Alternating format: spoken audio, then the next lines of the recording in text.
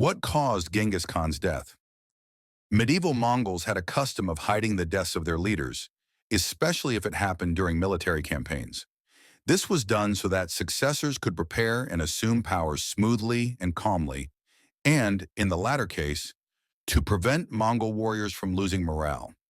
That is why the real circumstances surrounding the death of the first great Khan of the Mongol Empire remain shrouded in mystery.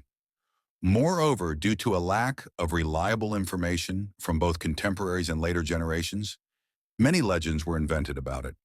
That is what we will talk about today. Depending on which date is accepted as his birth year, the great conqueror was either nearly 70 or over 70 years old in 1227. Even so, he was healthy, energetic, and physically strong enough to take part in large hunts and ride long distances on horseback. Still, he clearly understood that his life was nearing its inevitable end. Chinese chronicles report that the great Khan sought an elixir of immortality, but neither Buddhist monks, Taoist sages, nor Manichaean mystics could help him. Genghis Khan eventually decided, let what will be, and began preparing for his final campaign.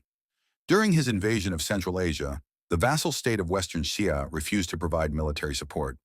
The Mongol ruler first tried to negotiate and obtain hostages through diplomatic means, but when the talks reached a dead end, he began raising an army. The campaign began in early 1226, but was paused after Genghis Khan fell from his horse during a hunt. His sons and many of his generals urged him to stop the campaign, as his condition grew worse. But after being insulted by an enemy commander, he ordered the siege of the Tangut capital to be accelerated. He died during this siege. His close advisors chose to hide this tragic fact from the troops and continue the campaign until total and unconditional victory.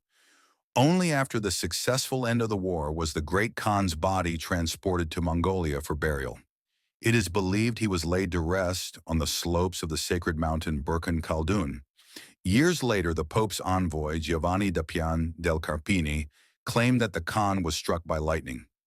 Meanwhile, Marco Polo wrote that he died from an arrow wound to the knee.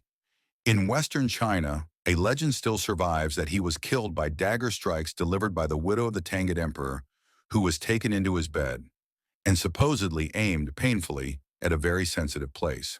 However, official Mongol court chronicles are more straightforward. Rashid al-Din, a historian of the Ilkhanate, stated that the ruler died suddenly from an illness unknown at the time. The authors of the historical work History of Yuan, compiled by order of Mongol Khans themselves, supported this claim. Based on those records, scholars previously believed the cause to be typhoid fever, common in medieval armies. But a recent reanalysis of historical data suggests it was bubonic plague.